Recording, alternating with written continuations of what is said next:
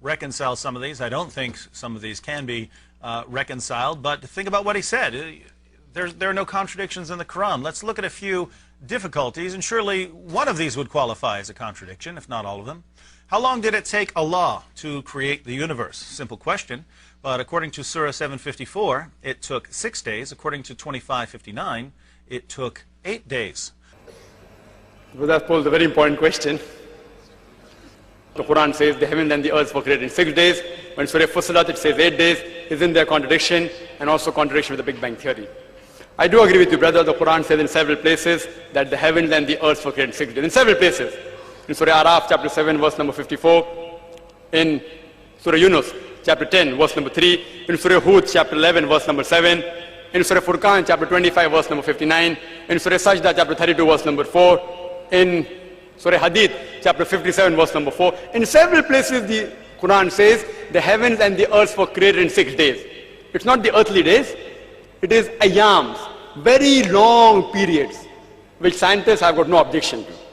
And I also agree with you that the Quran does speak about the creation of the heaven and the earth in Surah Fussilat. The verse you are referring to, brother, is verses 9 to 12, which says that, do you not believe in the one who has created the earth in 2 days? And do you join equals with him? Do you join partners with him, who is the Lord of the worlds? Verse number 10 says, he has set on the earth mountains standing firm, and given due nourishment on the earth in 4 days. Verse number 11 says, moreover in his design he comprehended the sky when it was smoke, and he said to it and the earth, come ye together willingly or unwillingly? And they said, we come together in willing obedience.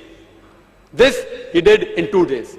So if you read it just without thinking, 2 plus 4 plus 2 is 8 days. Quran gives the answer in the starting of the verse, that it says that all those who will take out this fault, they are equal to those people who will join partners to God. Means Allah subhanahu wa ta'ala knew that there will be people who will take out fault in the Quran. In this verse, they will be the mushriks. And today, this verse is commonly used by the Christian missionaries against the Muslims.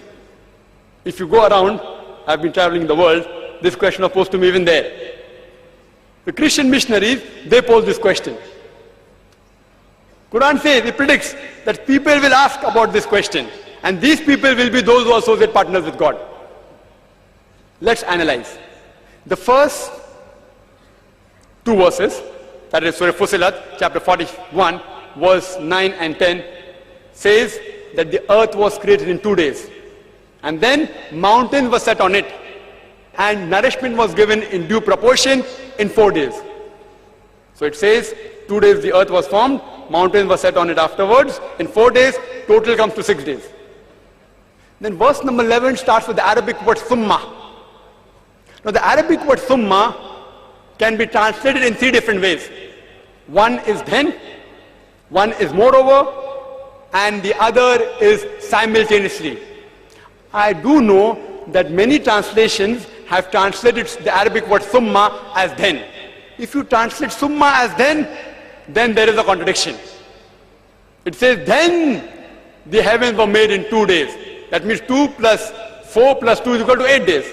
But the exact translation should be, summa should be translated as moreover or simultaneously. And Abdullah Yusuf Ali, alhamdulillah, in this place has translated summa correctly as moreover.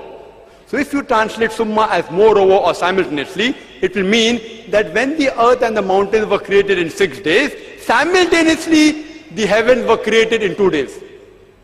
For example, suppose a builder, he gives in his brochure that I have constructed a 10-story building along with its surrounding and compound wall in 6 months.